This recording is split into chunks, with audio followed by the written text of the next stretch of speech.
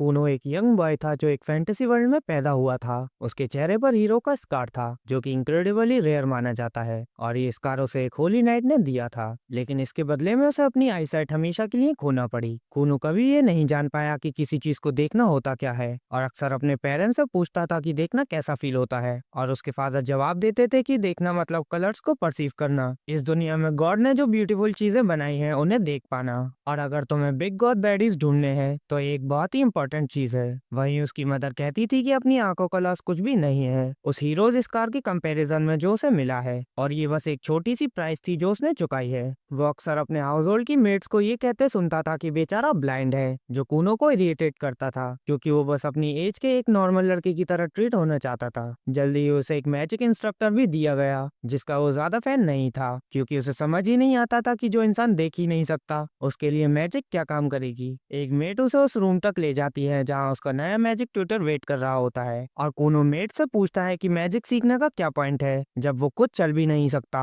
और हर वक्त किसी न किसी को उसका हाथ पकड़ना पड़ता है। मेड उसकी फ्रस्ट्रेशन समझ जाती है और उसे बताती है कि वो अपने फॉरहेड पर वाटर क्रैश के साथ पैदा हुआ है, जिसका मतलब है कि उसमें बहुत ज्यादा मैजिकल एफिनिटी है, स्पेशली वाटर मैजिक के लिए। और अगर वो मैजिक सीख लेता है तो वो दुनिया के लिए और अपने लिए वंडर्स कर सकता है। कूनो इस बात से ज्यादा एग्री नहीं करता, लेकिन आर्गुमेंट नहीं करता जब मेड उस डोर को खोलती है जहाँ उसका नया ट्यूटर जैन उसका वेट कर रही होती है। ब्लू हेयर्ड नर्ड बेडी कूनो को वार्मली ग्रीट करती है और फर्स्ट लेसन स्टार्ट करने से पहले अपना इंट्रोडक्शन देती है। लेसन कूनो के लिए काफी इजी निकलता है, जो तुरंत एक सिंपल स्पेल से अपने स्टाफ को गीला कर लेता है। जैन उसके टैलेंट्स की तारीफ करती है, जबकि कूनो पूछता है कि उसने मैजिक से एक्चुअली क्या किया। जैन एक्सप्लेन करती है कि उसने बस एक सिंपल मैजिक स्पेल यूज किया था जिससे आईबॉल का साइज का वाटर ब्लोब बना। अचानक कूनो को एक रियलाइजेशन होती है और वो अपनी आंखों को पकड़ लेता है, जिससे जैन डर जाती है और उसे लगता है कि कूनो भी उन भोग स्नोफ्लेक्स में से एक है जो जोक्स नहीं ले पाते और अफेंड हो जाते हैं। लेकिन फिर वो अचानक चिल्लाता है कि अगर वो आईबॉल के साइज के वाटर ब्लोब्स बना सकता है तो वो अपनी खुद की आंखों का सेट भी बना सकता है। कैसे उसने इन दोनों चीजों को कनेक्ट कर लिया ये मेरे लिए एक मिस्ट्री है, लेकिन अनाइम लॉजिक से आर्ग्यू नहीं कर सकते। कुछ टाइम बीत जाता है और अब कूनो पहले जितना ईमो नहीं रहा, और अब वो अलग अलग चीजों को छूने का मजा लेने लगा है और रूम में मौजूद अलग अलग फूड्स और डिफरेंट सेंट्स से इंट्रोड्यूस होने लगा है। वो लेट्यूस खाना स्टार्ट कर देता है, लेकिन उसे आइडिया नहीं होता कि वो क्या चबा रहा है। लेकिन मेड खुशी खुशी उसे सब कुछ बताती है और कहती है कि उसे अब पहले से ज्यादा अच्छा लगता है क्योंकि अब खाना बनाना ज्यादा रिवॉर्डिंग लगता है। वो उसके चेहरे पर ब्लूबेरीज रब करने लगती है, जबकि कूनो हर चीज को समझने की कोशिश करता है। लेकिन जल्दी ही उसका टीचर उसे ट्यूटर करने आ जाता है, इसलिए उसे वहां से जाना पड़ता है। उसकी tutor Flora total mommy type है और पूछती है कि आज वो क्या पढ़ना चाहता है। कूनो जवाब देता है कि आज वो हिस्ट्री पढ़ना चाहता है और होली नाइट यू की स्टोरी के बारे में जानना चाहता है। फ्लोरा थोड़ी सरप्राइज होती है क्योंकि वो ब्लाइंड सिर्फ उसी नाइट की वजह से है, लेकिन मेड उसे गो अहेड दे देती है। फ्लोरा कूनो से कहती है कि अगर किसी भी पॉइंट पर उसे ओवरवेल्म या अनकंफर्टेबल फील हो तो उसे बता दे।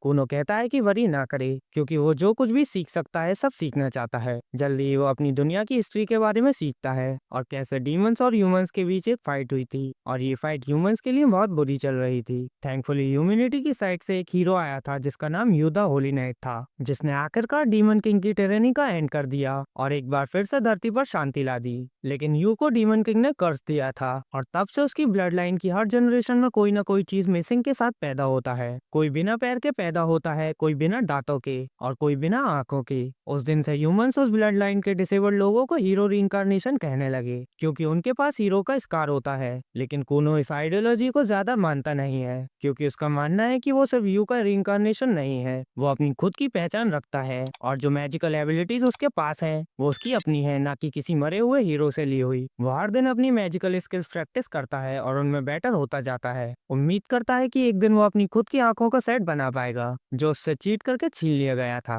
लेकिन इसका एक प्राइस भी होता है क्योंकि इतनी ज्यादा प्रैक्टिस करना बहुत माना और स्टेमिना लेता है। वो जमीन पर गिर जाता है और मेड उसे उठाकर अंदर ले जाती है। वो उठकर एग्जैस्परेटेड हो जाता है और कहता है कि अगर इसी रेट पर चलता रहा तो स्टेमिना इंक्रीज किए बिना उसे अपनी आंखें पाने में हमेशा लग जाएगा। मेड उसे बताती है कि वो अभी सिर्फ 7 साल का है और स्ट्रांग होने के लिए उसे बल्क अप करना पड़ेगा। कूनो रिप्लाई देता है कि उन्हें कोई अलग तरीका ढूंढना होगा क्योंकि वो सिर्फ बेसिक स्पेल यूज करके ही बेहोश हो जाता है, जो बिल्कुल भी एक्सेप्टेबल नहीं है। उसकी मेड को कहती है कि शायद वो उसे सैम सल की तरह किसी गियर पर डाल सकते हैं और शायद शॉर्ट ट्रेनिंग के साथ वो जल्दी ही इतना स्ट्रांग हो जाएगा कि जितनी चाहे उतनी मैजिकल स्पेल कास्ट कर सके। कूनो इस बात से एग्री कर जाता है और एको तुरंत एक अच्छा स्वॉर्ड मास्टर ढूंढने निकल पड़ती है जिसके साथ वो ट्रेन कर सके। अगले ही दिन एको एक पुराना स्वॉर्ड मास्टर ओरूरू को ढूंढ लाती है जो उसकी ट्रेनिंग स्टार्ट कर देता है। वो अपने फर्स्ट डे में ही बेसिक कवर कर लेता है और तब तक जैन भी मैजिक लेसन के लिए रेडी होके आ जाती है। जैन थोड़ी सरप्राइज होती है ये देखकर कि वो कितनी मेहनत कर रहा है और पूछती है कि क्या वो ब्रेक लेना चाहता है, लेकिन वो तुरंत स्वॉर्ड नीचे रख देता है और नेक्स्ट लेसन के लिए अपनी वॉन्ड रेडी करता है। जैन श्योर नहीं होती कि उसके पास अभी कितनी स्टेमिना बाकी है, इसलिए वो डिसाइड करती है कि बस ये चेक करे कि उसने लास्ट लेसन में जो सीखा था वो रिटेन किया है या नहीं। कुनो तुरंत स्पेल चेंट करता है,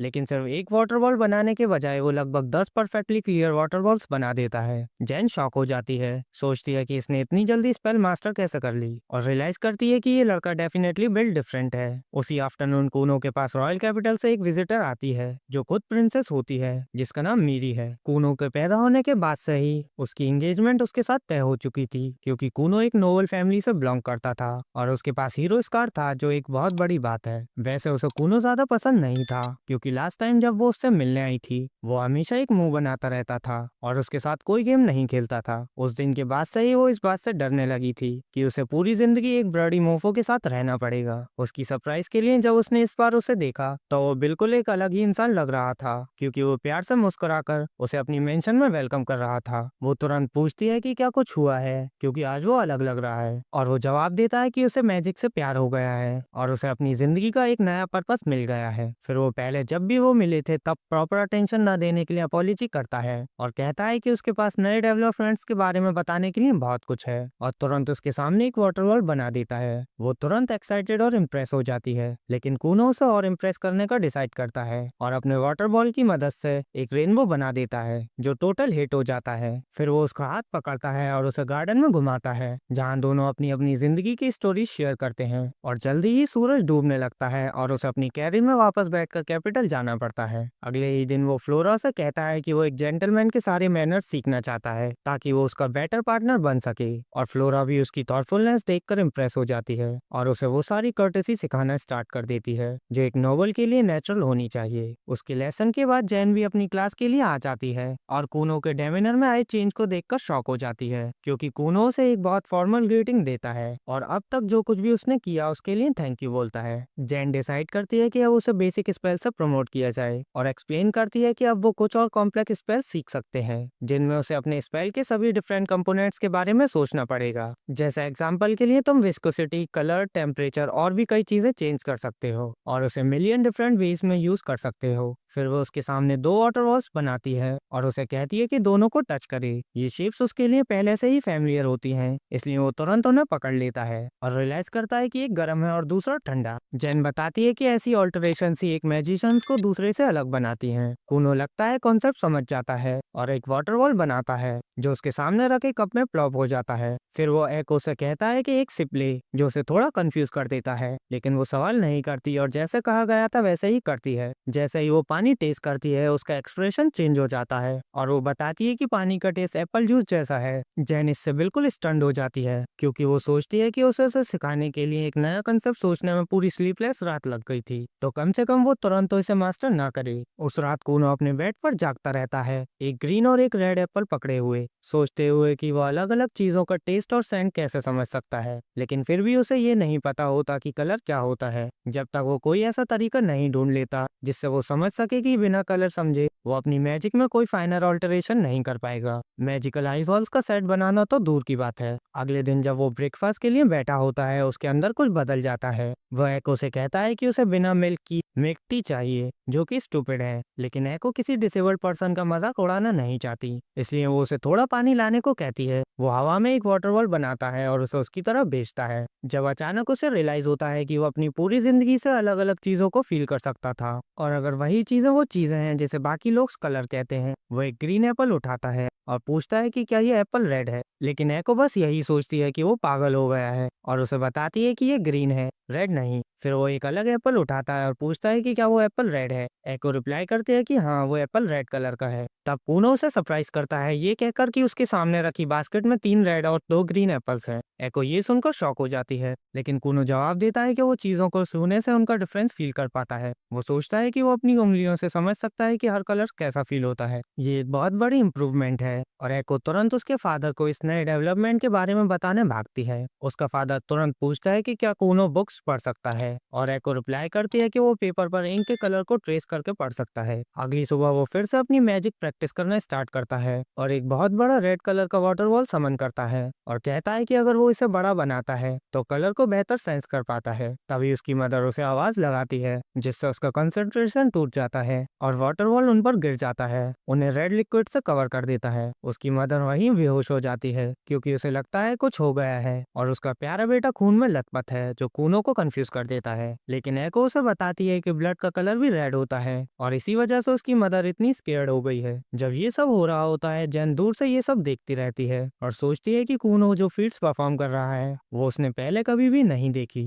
और ये भी सोचती है कि क्या इस लड़के में दुनिया का सबसे प्राइज टाइटल हासिल करने का टैलेंट है और एक सेरेलियन विजार्ड बनने का। कुछ दिन बीत जाते हैं और अब कूनो हाइड्रोमेंसी के बारे में पढ़ना स्टार्ट कर देता है। वो अपने हॉरिजॉन्स एक्सपेंड करने की कोशिश कर रहा है ताकि देख सके कि वो किस किस चीज में अच्छा है, लेकिन एको को समझ ही नहीं आता कि हाइड्रोमेंसी होता क्या है। इसलिए वो उसे बहुत ही सिंपल वर्ड्स में समझाने की कोशिश करता है कि हाइड्रोमेंसी बस एक बोल में पानी का यूज करके फ्यूचर बताना या कोई मिसिंग चीज ढूंढना होता है। एको तुरंत पूछती है कि क्या वो उसके लिए एक ग्रूम ढूंढ सकता है, लेकिन कूनो उसे कहता है कि वरी ना करे क्योंकि वो अपनी यूथ के फुल प्राइम में एक ब्यूटीफुल मेडन है और बहुत सारे मर्द उसे ब्राइड बनाना चाहेंगे। हेल अगर वो एक नॉवल होता जो रॉयल प्रिंसेस से बीथ्रोटेड ना होता तो वो भी उसे ब्राइड बना लेता। दोनों इस बात पर हंसने लगते हैं जब एको उसे याद दिलाती है कि वो उससे 10 साल बड़ी है, लेकिन कूनो रिप्लाई करता है कि एज बस एक नंबर है जितना उसके लिए मैटर करता है। तभी फ्लोरल लेसन्स के लिए आ जाती है और उसका टेस्ट लेती है जिसमें वो फ्लाइंग कलर्स के साथ पास हो जाता है, जहां उसके सारे आंसर बहुत इन डेप्थ और पॉलिटिकली करेक्ट होते हैं और ऐसा कुछ भी नहीं होता जो उसे इंस्टाग्राम पर कैंसिल करवा दे। वो इस बात पर सोचता है कि इस लेवल पर फ्लोरा ने उसे बेसिकली सब कुछ सिखा दिया है और इस बात से थोड़ा वरीड हो जाता है कि कहीं उसने गर्ल्स को रिजर्व करना भी ना सिखा दिया हो, क्योंकि अब वो हर लड़की के साथ फ्लर्ट करने लग गया है जिसे वो देखता है। तभी कूनो उसे टी ऑफर करता है और उसे भी रिजर्व करने की कोशिश स्टार्ट कर देता है और फ्लोरा सोचती है कि कहीं ये मीटू मूवमेंट में ना फंस जाए, लेकिन फिर वो सोचती है कि ओवरऑल ये बेटर ही है क्योंकि पहले वो हमेशा सैड और ग्लूमी रहता था, अब कम से कम वो अपनी जिंदगी एंजॉय करता हुआ लगता है। उसी रात थोड़ी देर बाद एको कूनो से कहती है कि उन्हें रेडी होना पड़ेगा क्योंकि उसके लॉर्ड फादर उससे मिलना चाहते हैं और उसे अपनी मेंशन बुलाया है। वो तुरंत रेडी हो जाता है और जल्दी ही दोनों ठंडी रात में निकल पड़ते हैं।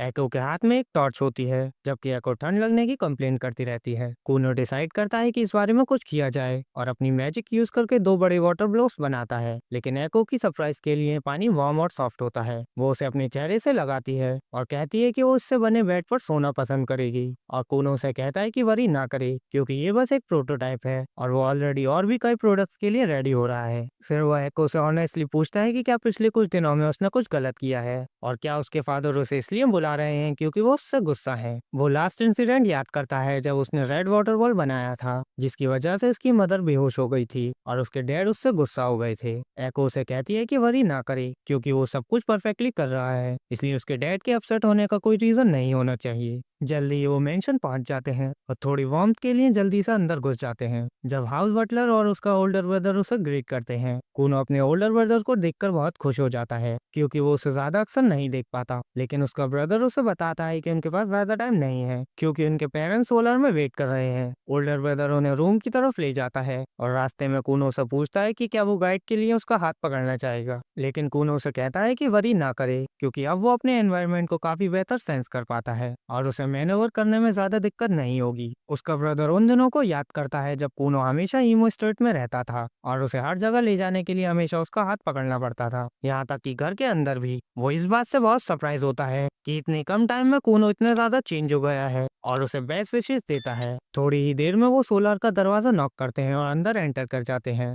जब उसका फादर उसे बताता है कि मिस फ्लोरा का कहना है कि उसने एक नोबल चाइल्ड को सिखाने लायक सब कुछ सिखा दिया है और आगे की एजुकेशन के लिए एक फॉर्मल स्कूल जरूरी होगा। कूनो रिप्लाई करता है कि वो सच में स्कूल नहीं जाना चाहता क्योंकि वो अपनी डिसेबिलिटी के चलते किसी क्लासमेट्स या टीचर्स के लिए प्रॉब्लम क्रिएट नहीं करना चाहता। इसके अलावा वो कहता है कि उसके अपने प्लान्स हैं और उसने डिसाइड कर लिया कि वो कौन सा एवेन्यू फॉलो करेगा और उसमें स्कूल बिल्कुल भी इन्वॉल्व नहीं है। उसका फादर हंस पड़ता है, जबकि अगर मैं ये कहता तो मेरा फादर मेरी बम तोड़ देता। उसका फादर कहता है कि उसके हिसाब से फॉर्मल एजुकेशन नॉर्मीज के लिए होती है, लेकिन क्योंकि नोबल डिसेंट्स के लोगों के लिए लॉ के हिसाब से ये मैंडेटरी है, उसे किंग से एक फेवर मांगना पड़ा और कूनो के लिए एक्सेप्शन बनाना पड़ा। कूनो रिप्लाई करता है कि उसे पहले ही नेपोटिज्म की स्मेल आ रही है और उसका फादर उसे कहता है कि चुपचाप जो मिल रहा है वो ले ले और ज्यादा वोक बनने की कोशिश ना करे, और अपने पॉकेट मनी के बारे में पूछना स्टार्ट करता है। कहता है कि वो रेज डिजर्व करता है क्योंकि वो इतनी मेहनत कर रहा है, लेकिन एक कैपिटलिस्ट पिक की तरह उसका फादर मना कर देता है। कहता है कि अगली बार अगर उसने गार्डन ब्लड इंसिडेंट जैसा कोई स्टंट किया तो वो उसका पॉकेट मनी सीधा 6 महीने के लिए काट देगा। उसकी मदर टॉपिक चेंज करने के लिए बीच में घुस जाती है और बात को वापस ट्रैक पर लाती है। उसका फादर याद करता है कि उसने कूनो को यहाँ एग्जैक्टली क्यों बुलाया था और उसे बताता है कि जबकि वो स्कूल छोड़ने के उसके डिसीजन से एग्री करता है, लेकिन उसे प्रिंसेस के साथ अपने फ्यूचर के बारे में भी सोचना होगा क्योंकि स्कूलिंग नोबल अपब्रिंगिंग का एक बहुत बड़ा इंपॉर्टेंट पार्ट होता है और इस बात पर उसे रिडिक्यूल फेस करना पड़ सकता है कि उसका हस्बैंड टू भी ठीक स्कूल से नहीं है। सरप्राइजिंगली कूनो ये सब समझ जाता है और स्कूल जाने के लिए एग्री कर जाता है, ये कहते हुए कि ये काफी हेसल होगा, लेकिन वो प्रिंसेस को अपनी वजह से रिडिक्यूल नहीं होने दे सकता। लेकिन उसका फादर उसे कहता है कि वरी ना करे क्योंकि नेपोटिज्म और करप्शन की पावर के साथ उसने ऐसा अरेंज किया है कि उसे बस 5 बार स्कूल जाना पड़ेगा फाइनल एडवांस लेवल एग्जाम देने के लिए और उन्हें पास करके ग्रेजुएट होने के लिए। ये कूनो के लिए एक विन विन सिचुएशन जैसा लगता है, इसलिए वो तुरंत एग्री कर लेता है। उसका ओल्डर ब्रदर उसे कहता है कि वरी ना करे और वो अकेला नहीं होगा क्योंकि वो और प्रिंसेस मेरी दोनों ही सेम एग्जाम अटेंड करने वाले हैं ताकि वो सब साथ में ग्रेजुएट कर सके। उसकी मॉम इस बात से काफी एक्साइटेड हो जाती है कि उसका बेटा जल्दी स्कूल अटेंड करेगा और तुरंत एको को कॉल करती है क्योंकि उन्हें उसके कोट और बाकी कपड़ों के लिए काफी सारी मेजरमेंट्स लेनी होंगी। जाने से पहले उसका फादर उसे वापस बुलाता है और बताता है कि जब कूनो स्कूल में होगा तो कुछ और नोबल्स जो उनसे नफरत करते हैं वो कूनो और प्रिंसेस मीरी के पास आने की कोशिश कर सकते हैं और ये उसकी जिम्मेदारी होगी कि कुछ भी गलत ना हो। एक जियो से कहता है कि टेंशन ना ले क्योंकि वो हमेशा उनके साथ रहेगा और अपने छोटे भाई को सेफ रखेगा। अगली बार जब प्रिंसेस मीरी उससे मिलने आती है तो उसे ये जानकर काफी एक्साइटमेंट होती है कि वो उसके साथ स्कूल अटेंड करेगा और वो उसे कहती है कि टेंशन ना ले क्योंकि वो उसे हर जगह घुमाकर सब कुछ दिखा देगी। कूनो लाउड सोचता है कि जो और नोवेल्स उससे प्यार करते हैं उन्हें ये पसंद नहीं आएगा और वो जेलस हो सकते हैं, लेकिन मीरी उसे कहती है कि टेंशन ना ले, ऐसा कुछ नहीं होगा। कूनो पूछता है क्या वो अपने स्कूल में पॉपुलर नहीं है और बस एक लोनर है, लेकिन वो उसे बताती है कि ऑब्वियसली वो प्रिंसेस होने की वजह से काफी पॉपुलर है और उसे कम से कम 5 ऐसे लड़के पता हैं जो उसे कोर्ट करना चाहते हैं। कूनो इस बात के बारे में सोचता है कि ये सब चीजें प्रॉब्लमेटिक हो सकती हैं, इसलिए वो सेल्फ डिफेंस के लिए एक अलग मैजिक स्टाफ लेने का डिसीजन करता है। आखिरकार डिपार्चर का दिन आ जाता है और कूनो एक्सियो के साथ रेडी होता है, लेकिन सबका फोकस कूनो पर होता है क्योंकि वो अपनी नई केप और नई केन के साथ काफी डैशिंग लग रहा होता है। वो कैरेज में बैठने से पहले कुछ पोजेस देता है और फिर अपनी वाटर मैजिक यूज करके वेगन के व्हील्स पर पानी की पतली सी लेयर चढ़ा देता है ताकि वो ज्यादा स्टेबल और कम बम्पी हो। एक्सियो कूनो के आइडिया से काफी इंप्रेस हो जाता है, जबकि कूनो इस बात से खुश होता है कि उसकी मैजिकल स्किल्स के कुछ रियल लाइफ यूजेस हैं, अनलाइक जेंडर स्टडीज या एंथ्रोपोलॉजी की डिग्री। उसका भाई उस वक्त को याद करता है जब कूनो एक ग्लूमी ईमो किड था और गिर गया था क्योंकि एक्सियो ध्यान नहीं दे रहा था और फिर एक छोटे बच्चे की तरह रोने लगा था। कूनो उसे कहता है कि टेंशन ना ले क्योंकि वो अब बोवंडर नहीं रहा और इतना स्ट्रांग हो चुका है कि पूरी ह्यूमैनिटी से भी ज्यादा जी सकता है। एक्सियो थोड़ा वरीड हो जाता है क्योंकि उसका छोटा सा स्नॉट भाई अब हीरो के रीइंकार्नेशन से ज्यादा डीमन किंग की तरह बात करने लगा है, लेकिन जब वो आखिरकार अकेडमी पहुंचते हैं तो वो अपने ख्यालों को साइड में रख देता है। कूनो मीरी को बाहर वेट करते हुए पाता है और तुरंत उसके साथ फ्लर्ट करना शुरू कर देता है, जबकि उसका बड़ा भाई ऑकवर्डली खड़ा रहता है। थोड़ी देर में कूनो इतनी सारी नई सिचुएशन से थोड़ा ओवरवेल्म हो जाता है क्योंकि वो हजारों आवाजें सुन सकता है और स्कूल के अंदर हंड्रेड्स ऑफ स्टूडेंट की प्रेजेंस फील करता है। वो सोचता है कि उसका पहला वाला वर्जन इस सबसे पीछे हट जाता, लेकिन उसकी मैजिक ने उसे वो कॉन्फिडेंस दिया जो उसे चाहिए था और वो मैस पकड़कर अकेडमी के अंदर एंटर करता है। वो तुरंत लड़कियों का फैन फेवरेट बन जाता है क्योंकि वो कहती है कि नया लड़का एक स्टूडेंट से ज्यादा कहानियों के प्रिंस जैसा लगता है, जबकि वो प्रोफेसर भी जो उसे स्कूल घुमाने वाली थी जो स्ट्रेस में होती है ये सुनकर कि कूनो एक एक्सट्रीमली शाय लड़का है उसे रियलिटी बिल्कुल अलग लगती है। वो उसे बुलाती है और अपना इंट्रोडक्शन प्रोफेसर पेस के रूप में देती है और कहती है कि आज वो उसकी गाइड होगी। वो हेल्प के लिए उसका थैंक्स करता है और अपने भाई और मीरी को गुड बाय बोलता है जिन्होंने लंच साथ में करने का प्रॉमिस किया होता है। जब प्रोफेसर उसे घुमा रही होती है उसे बिल्कुल अंदाजा नहीं होता कि वो ऑलरेडी उन बुलीज को दुश्मन बना चुका है जो पहले स्कूल को रूल करते थे और उसके आने से पहले सबसे पॉपुलर थे। क्या कूनो को एक अलग क्लासरूम में ले जाती है और एक्सप्लेन करती है कि ग्रेजुएशन के लिए उसे 5 एग्जाम्स देने होंगे और नॉर्मली हर एग्जाम के बीच गैप होता है, लेकिन क्योंकि स्कूल को उसके फादर और खुद किंग से डायरेक्ट ऑर्डर्स मिले हैं कि उसके एग्जाम साथ में लिए जाएं, कूनो सीरियसली रिप्लाई करता है कि किंग और उसके फादर बेस्टीज हैं और जो वो कर रहे हैं वो क्लियरली नेपोटिज्म का केस है जिसे वो बिल्कुल सपोर्ट नहीं करता। कैस कहती है कि वो किसी भी पॉलिटिकल मैस में घसीटना नहीं चाहती और उससे रिक्वेस्ट करती है कि उसे उसके वोक एक्टिविज्म से दूर रखे। वो उसे क्वेश्चन पेपर पकड़ा देती है और कहती है कि उसके पास एग्जाम फिनिश करने के लिए 2 घंटे हैं। एग्जाम खत्म होने के बाद वो मीरी से मिलता है और कुछ खाने के लिए नीचे जाता है, लेकिन डाइनिंग एरिया तक पहुंचने से पहले ही प्रिंस लायल उनके पास आ जाता है जो मीरी का बड़ा भाई है और इस बात से पिस्ड है कि अभी स्कूल में कोई उससे ज्यादा पॉपुलर हो गया है। कूनो अपने भाई को देखकर मीरी को टेंस होते हुए फील करता है, लेकिन उसे नहीं पता होता कि वो इस वक्त कौन से इंसान के सामने खड़ा है। वो लैश आउट करने ही वाला होता है क्योंकि प्रिंस हो या ना हो कोई भी उसकी होने वाली ब्राइड से ऐसे बात नहीं करता, लेकिन वो कुछ कर पाता उससे पहले ही इग्जियो बीच में आ जाता है और सिचुएशन को शांत करने की कोशिश करता है। अनफॉर्चुनेटली लायल और उसके क्रोनीज अच्छे से बात करने के मूड में नहीं होते और सिचुएशन को और एक्सक्लेट करते हैं। तभी कूनो डिसाइड करता है कि अब मामला अपने हाथ में लेना पड़ेगा। जैसे ही वो सीक्रेटली अपनी मैजिक यूज करके पास की सारी मैजिकल ड्रॉपलेट्स कलेक्ट करता है और उन्हें लायल के ट्राउजर में गिरा देता है और फिर क्लेम करता है कि लगता है प्रिंस ने अपनी पैंट्स में ही मूत दिया है। प्रिंस गुस्से से भर जाता है लेकिन इतना एम्बेरेस्ड होता है कि कुछ बोल नहीं पाता और कपड़े बदलने चला जाता है। जब इग्जियो अपने भाई से कहता है कि थोड़ा लो प्रोफाइल रखे क्योंकि किसी को भी कभी पता नहीं चलना चाहिए कि उसने किंगडम के रॉयल प्रिंस के साथ ये किया है, इग्जियो सोचता है कि अब क्या होगा जब उन्होंने किंगडम के 6 प्रिंस से दुश्मनी मोल ले ली है, लेकिन कूनो को इस बात की कोई खास परवाह नहीं होती। वो अपना बर्गर मंच करता रहता है जबकि इग्जियो प्रे करता है कि बिना किसी और मिसहैप के उनके एग्जाम्स क्लियर हो जाएं।